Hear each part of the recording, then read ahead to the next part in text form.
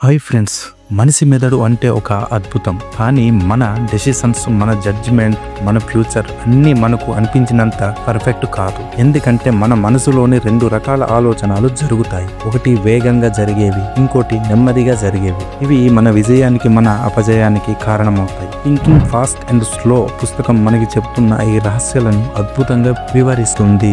Daniel కాన్మాన్ రాసిన thinking fast and slow అనే పుస్తకం మనకి ఈ రహస్యాలను అద్భుతంగా వివరిస్తుంది. అంతకంటే ముందు మన ఛానల్ని సబ్స్క్రైబ్ చేయండి.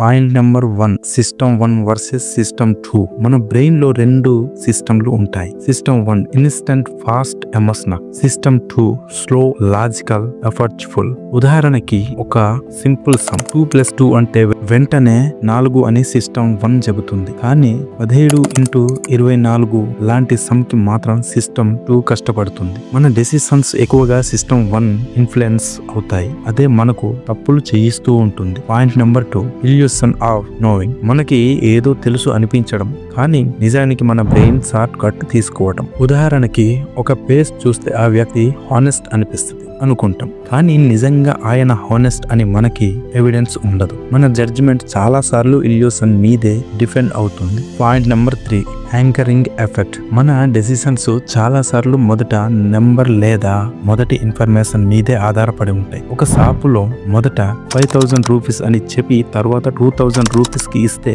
చీప్ అనిపిస్తుంది. అదే 2000 రూపీస్ ని మొదటే చెబితే ఎక్కువ అనిపిస్తుంది. ఇది మన సబ్ కాన్షియస్ మీద ఎంత ప్రభావం చూపుతుందో shocking. Point number 4, availability heuristic. మన మైండ్ లో రీసెంట్ గా వచ్చిన ఈవెంట్స్ ఎక్కువగా గుర్తు ఉన్నవి మన జడ్జిమెంట్స్ ని కంట్రోల్ చేస్తాయి. ఉదాహరణ, ఒక యాక్సిడెంట్ న్యూస్ విన్న వెంటనే మనకు కార్ జర్నీ డేంజరస్ అని అనిపిస్తుంది, కానీ నిజానికి డేటా చెప్పేది వేరేలా ఉంటుంది. మన బ్రెయిన్ కి దగ్గరగా ఉన్న మెమొరీ మన రీజనింగ్ ని తప్పుదోవలో నడిపిస్తుంది. Point number 5, loss aversion. మనుషులు లాస్ ని ఎక్కువగా భయపడతారు, గెయిన్ ని అంతగా వాల్యూ చెయ్యరు. 1000 రూపాయలు సంపాదించడం కంటే 1000 రూపాయలు పోవడం ఎక్కువ బాధిస్తుంది. ఇది మనకు చాలా డెసిషన్స్ లో రిస్క్ తీసుకోలేదు, కానీ గ్రోత్ అంటే రిస్క్ తీసుకోవడం. Point number 6, over confidence bias. మనకి మన నాలెడ్జ్, మన జడ్జిమెంట్ మీద ఎక్కువ కాన్ఫిడెంట్ ఉంటుంది. నేను తప్పగా కరెక్ట్ అని అనిపిస్తుంది, కానీ చాలా సార్లు అది తప్పు అవుతుంది. ఇది మనకి